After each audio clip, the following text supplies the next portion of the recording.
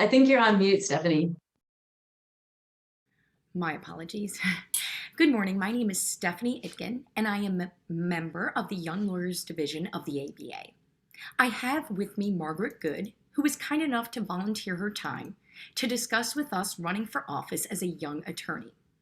I want to start with Margaret giving us a little bit of her background in politics, her legal experience, as well as her experience with the ABA.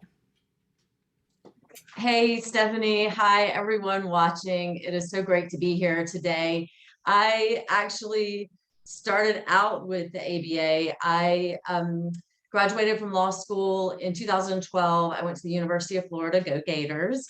And while I was in law school, I was very involved with the American Bar Association Law Student Division. I was the liaison to the state and local government law committee and had such a good experience, really good experience connecting with other lawyers and learning about state and local government law throughout the country. And then after I graduated, I got very involved with the Florida Bar, was on the Florida Bar Board of Governors for the Young Lawyers Division, which was also a really good experience and a great way to meet friends and colleagues all over the state, and also to learn about the legal profession from a more insider bar association point of view.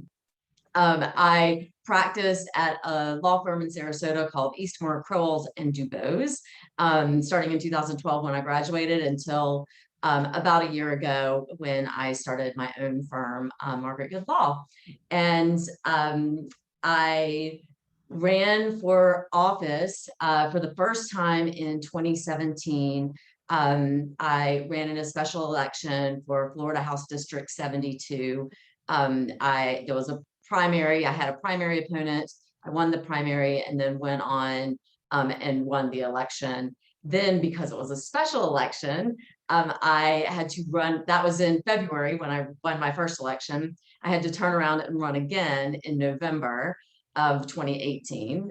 So I ran again in November of 2018, served in the Florida legislature from 2017 till 2020, and ran for Congress in 2020, and unfortunately did not win that election, but I have lots of experience campaigning and experience serving in the Florida legislature, and it really has been one of the highlights of my career, the things that I got to do and the things I got to learn as both a candidate and as elected representative were really powerful. And if anyone is interested in running for office, I suggest you seriously consider it and take the plunge. The rewards and the things that you learn are just invaluable. Thank you, Margaret. It is great to see someone who was standing exactly where we are and was able to successfully run for office. Now let's dive a little bit into that. From the start, how did you know you were ready to take on the role? I don't think you ever, I mean, maybe some people know when they're ready, but I did not think, I always thought I would like to run for office. It was a dream and something, even when I was in kindergarten, people would ask, I would say I want to be president, but I never really thought it would become a reality. And I think some people do a much better job of planning out their lives than I did. I know some young people that were in high school when I ran my first campaign, and they volunteered on my first campaign, and now they are, in college applying to law school. They've got a whole plan about, then they're going to do this, and then they're going to run for this office, and then for the next office, and really have planned it out, which is wonderful. That's not what happened to me.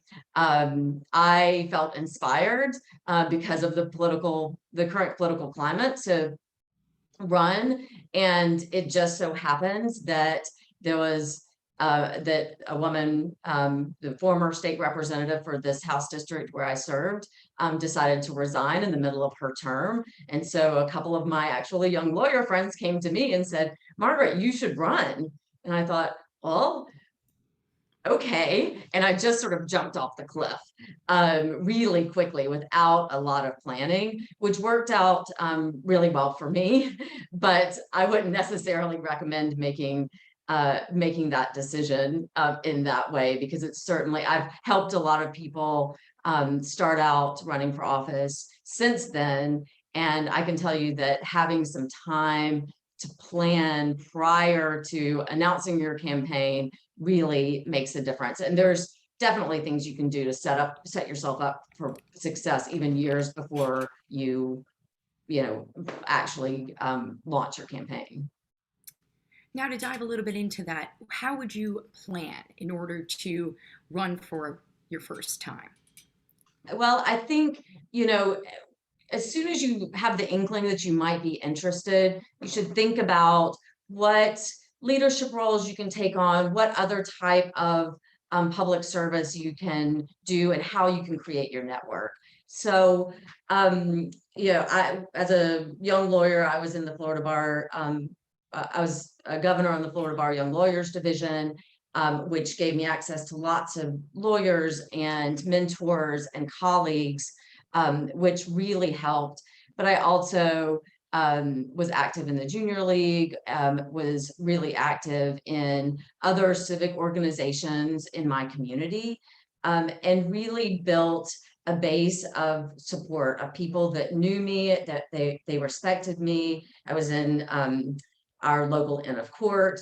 I did all of and I did it because I loved it and because I wanted to serve my community and I wanted to be involved.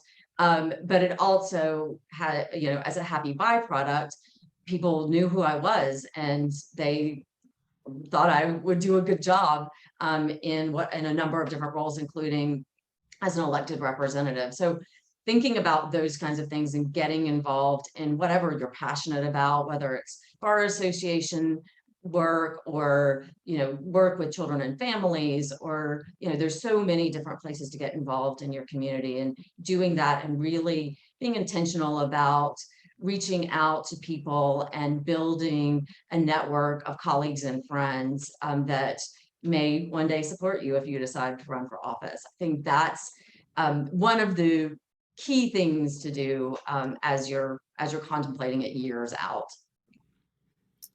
Now, how does negative records affect one's ability to run for office? For instance, a criminal record or divorce proceedings or late tax payments. Yeah, I think everyone, when they're thinking about running for office, thinks about these worst case scenario moments, when you're getting attacked for something that happened in your past. I think, no one is perfect. Everybody has something that they would rather the world not know about them. And I think when you are thinking about running for office, you have to make a determination. And I would say it's twofold. One, the unexpected, at least for me, thing about running for office is that you build this huge network of support of people that donate to your campaign, that volunteer for your campaign. And for me, that felt like a huge responsibility to make sure that those people were proud of the campaign that I ran. And so, one of the thought processes I would have if I were thinking through this as a would-be candidate is, I have this negative thing in my past. Could I look my donors in the eye and talk to them about it and make sure that they understood that that's not the person I actually am, or that there were special financial circumstances and I ended up in foreclosure and had to declare bankruptcy? Like, is there a way that I can talk about this that is authentic and that I can still have that base of support will still stay with me? That's one thing that I would think about. The second thing I would think about is your personal mental health and whether or not you could withstand it psychologically. Some of these things that happen in our past are things that you really don't want to have to talk about publicly. And if you can, shore yourself up and say, if the worst case scenario happens, I can withstand that, and I'm ready to take that on, then you should do it. And I would also say that a lot of times the thing that you think is the worst thing ever, from a political standpoint, doesn't hold a lot of it doesn't hold a lot of weight. You think about I mean, there's just so many, getting speeding tickets, or having a bad divorce, is depending on, how bad it is. Like, these are things that happen to a lot of people and may not come into your opponent's political calculation, because most of the time those negative things, they aren't reported in the media, unless your political opponent decides that they want to make it a campaign issue. Now, given that you're an attorney and the audience are all attorneys, is there any specific advice that you would offer an attorney versus a layperson, or any advice on how an attorney might leverage their professional network to support their candidacy? Yeah, I mean, I think lawyers make great elected officials, for a number of reasons. One, because we all already have an understanding of the law. You may not be, I was a civil litigator before I became an elected official, so I didn't know, everything about every aspect of the law, but I understood how to read a statute. I understood how the process worked in ways that a lot of lay people don't, at least going into the process to begin with. So I think that having lawyers in the legislature is such an asset. I also found, when I was working across the aisle, that it was much easier to have frank and direct and open debates with people of another political party, when they were lawyers, because we started from a place of advocacy. We had been trained to disagree, and to disagree civilly, and I think that makes a huge difference when you're trying to get things done in the legislature. um, from a young lawyer's perspective, if you're thinking about running for office, I think, getting involved, if you're in law school, in moot court, or in, doing, I also think career choice is could be a really interesting place um, to think about if you're thinking you might want to run for office someday. Public defenders and state attorneys make, it typically make great judges, and make great elected officials, and understand aspects of the criminal justice system, and of um, and of people's needs and the concerns in a lot of communities that a lot of other people don't understand.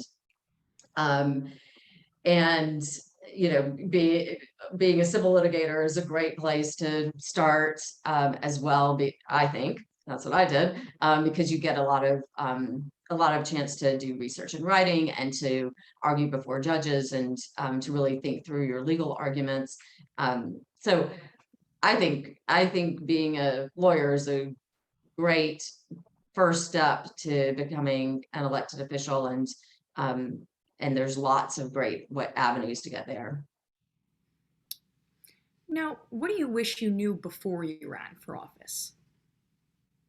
I don't know. It was sort of fun to figure it out as I went along, but there is a lot to learn for sure. Um, I feel like running for office is sort of like those memes you see, like what everybody thinks it is and then what it actually is. Because I think people often think that running for, and it's sort of like being a lawyer. People think, oh, you spend all of your time, in crowds, giving stump speeches, answering questions, pressing flesh, that type of thing. When really, as a candidate, I spent a ton of time raising money. And I think that is, for a lot of people, fairly typical. You have to be prepared to ask. That is one of the reasons you need a big network. You have to be prepared to ask your friends and family, and then political donors, for money to help fund your campaign. And I think going in with that understanding, is really helpful. One of the things, I'm a lawyer, but before I went to law school, I worked in nonprofit development. And having a little bit of a fundraising background also really helped me be successful as a candidate. So I would say that knowing that you're not just going to get to go out and make speeches, it might be disappointing for some people, but I loved having those personal conversations and building those personal connections with donors and supporters and volunteers, and found that to be a really rewarding part of the experience as well. Now, what part would you say is most difficult for someone looking to run for their first time?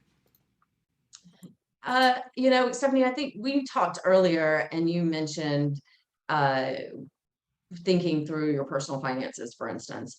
Um, and I think that is a really worthwhile thing to do, because being a candidate takes a lot of time, and being an elected official takes a lot of time.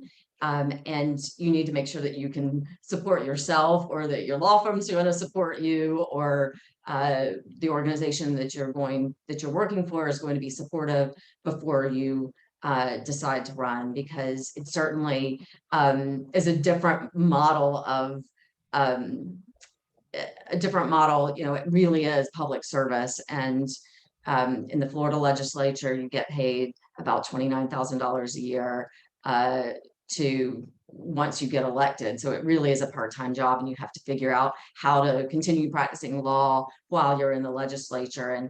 And when you're a candidate, depending on um, it's different for everyone. Some races are much harder, and you have to work much harder to win your election. And so it really is, it can be a full-time job, or a bigger than full-time job. Some races are not as difficult, depending on who your opponent is and what your community looks like. And so you can, you can do it on the nights and weekends, but really understanding what your boundaries are and what you're willing to uh, give to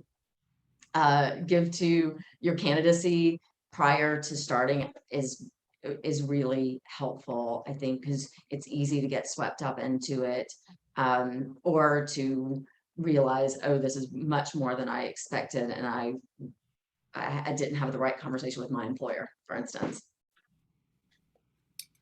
Okay, thank you. I appreciate Margaret's time today and all of the information she has given us. I hope this has been valuable to everyone watching, and I hope my fellow ABA members feel more confident and better equipped for when they run for office. Thank you to Margaret, and I appreciate everyone's time today.